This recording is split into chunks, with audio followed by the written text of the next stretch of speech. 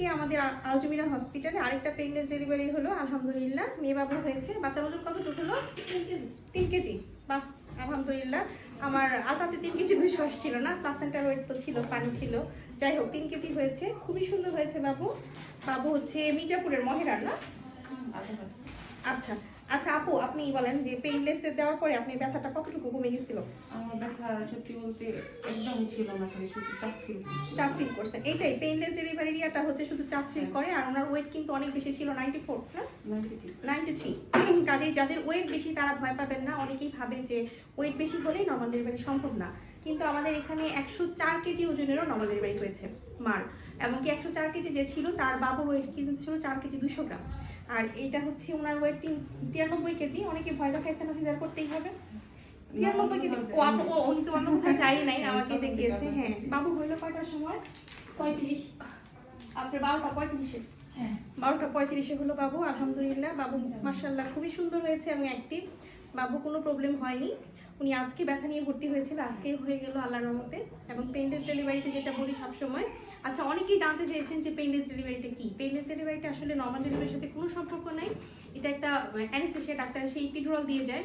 এপিডুরালটা হচ্ছে একটা লাইন করে পিছন থেকে, লাইন করে ক্যানুলার মতো, যা শুধু মেডিসিন দেওয়া হয়। ঠিক আছে, মেডিসিন যখন দেওয়া হয় তখন পেশেন্টটা ব্যথা ফিল করে না, শুধু চাপ ফিল করে, ব্যথা ফিল করে না। ব্যথা হচ্ছে 20% হয়। 20% অ্যাকচুয়ালি যখন 100% পেইনের মাঝে তখন অসহ্য ব্যথা, তখন যখন একটু ব্যথা হয় তখন কিন্তু পেশেন্টের খুবই আরাম লাগে, মানে সে ওই ব্যথাটা ফিলই করে না, শুধু চাপটা, প্রচুর চাপ আসে। সেই কন্ট্রাকশনগুলো কাজে লাগাতে হয়। যখনই পেটটা শক্ত হয়ে যাবে, কন্ট্রাকশন হবে, তখনই কিন্তু পুশ করতে হবে, তাহলেই দেখা যাবে যে তাড়াতাড়ি আগিয়ে যাবে। এই সম্পর্কে জানতে চেয়েছিলেন। আর এটার সাথে কোনো সম্পর্ক নেই। অনেক সময় দেখা যায় পেইনলেস দিলেই যে সাকসেসফুল হবে এমন না, কারণ অনেক সময় ব্যথা কমে গেল বা কিছু, এটার সাথে আসলে নর্মাল ডেলিভারি মানে বলতে গেলে কোনো ইয়াই নাই। দেখা যায় অনেক সময় মিকোনিয়াম স্টেইন আসতে পারে পেইনলেস দেওয়ার পরে, এপিডুরাল দেওয়ার পরে, ওই ক্ষেত্রে কিন্তু সি সেকশন লাগতে পারে।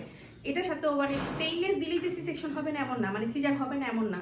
আবার পেইনলেস হলে আসলে নর্মাল ডেলিভারি হলে আমরা খুব খুশি হই। পেইনলেসের পরেও যখন সি সেকশন লাগে তখন আসলে ভালো লাগে না, কারণ একবার পেশেন্ট এপিডুরাল দিল, তারপরে আবার যদি সিজার লাগে তখন ভালো লাগে না। এটা তো আলহামদুলিল্লাহ নর্মালি হয়ে গেছে। মাঝখানে একটা এরকম হয়েছিল যে পেইনলেসে গিয়েছিল, তারপরে পেশেন্ট আসলে পারছিল না, পুশটাও করতে পারছিল না, তার কিন্তু সি সেকশন লেগেছিল। ওই ক্ষেত্রে আসলে কষ্টদায়ক। তো যাই হোক, বাবুর জন্য দোয়া করবেন। বাবুর বাবা কোথায় থাকে? সিঙ্গাপুর। ও আচ্ছা, এর বাবাও দেশের বাইরে থাকে, আপনিও?